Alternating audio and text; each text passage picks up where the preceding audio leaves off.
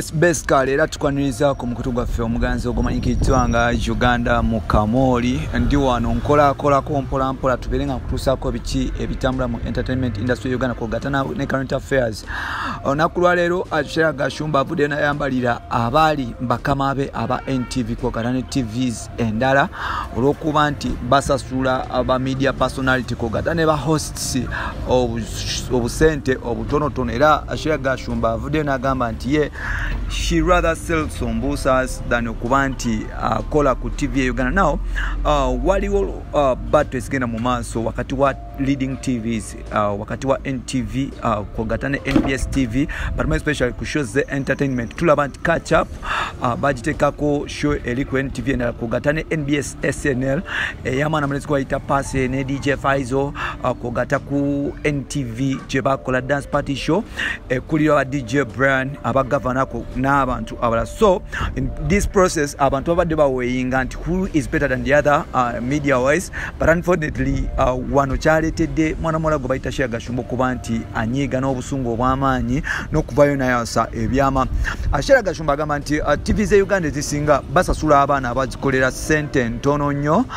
For example on her show Salon Talk yali afuna mitwalo nga 10 per show atenga mu mwezi eberayo mu weekly eberayo mu mwezi eberayo emirundi ena. That means nti omwezi yali afuna emitwalo na atenga ku NTV The Beat omukyalo no yali bali bamumwa mitwalo 5 per show nenga atagamba nti botunula ku makeup n'ebintu byali akosa dress up n'ebisikade byali worth emitwalo 8 buli show. That means nti ono mukyala yali fighting just for frame naye nga tewali bafunamu amazima gali nti nga City Day sinagwe ne kubidde kuliso TV za Uganda esinga obungi ne radios abasinga abaana abamu tebasasula abamu basasula pa storage baba nti batekayo ata abalala basasula obusente butono nnyo. Tekirwanisa okuba nti the famous and most brilliant television host gwaita Douglas Lwanga ku NTV ayinza okuba nga tasusa milioni 5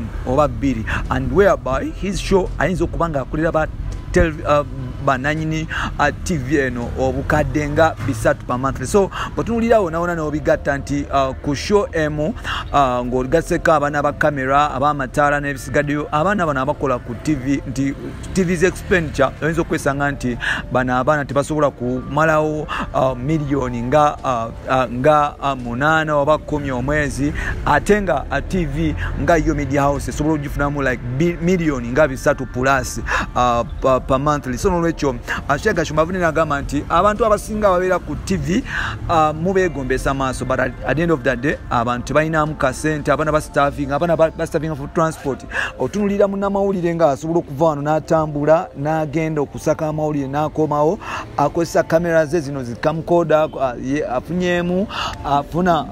afunyemu yagulayo ka kamera but kyatekamu nekyafuna kyekintu ekitune nnyo. Abasinga bagamba nti batandise bagudde ku conversation nga bagamba nti bannamawulire bw'ogenda okusoma amawulire bakugamba nti you can't get wealth through media.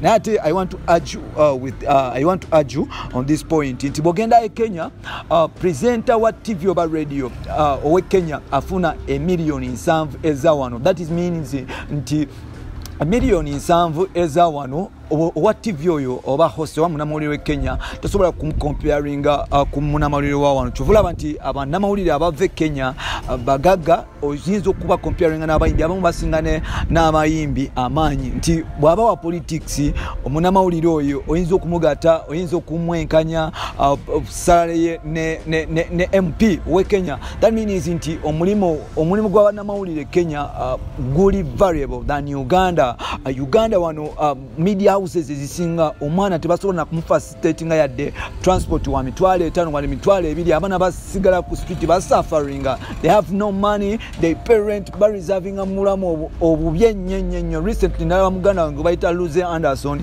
nga agezako tulaga Zahara Toto Jabera. Imagine right now Zahara Toto is one of the best presenters TV host between namu Uganda and right about now yali badenga ali worth ekinonyo million oba 10 me monthly because she make a lot of money for those guys, but unfortunately these guys don't value her efforts. At the end of the day omwana akola nnyo Sarah bagenda okulaga ennyumba ye gy'abeeramu nga abeera omuntu masikini watasobola kubenga tosobola kumwawula n'enjawulo n'amasikini kyenkyawaddewo n'olutalo kuvaayo nti Douglas bafunye Zara bafunye olutalo ne Luze Anderson because of the exposure where gy'abeera. So n'olwekyo olutalo kyagenda mu maaso wakati wa NTV ne wakati wa munnamawulire oba yali TV host gwe bayita Shea Gashumba n'abamawulire oba ne media houses esenjawulo. Simanyi ensonga eno gyokyogerako.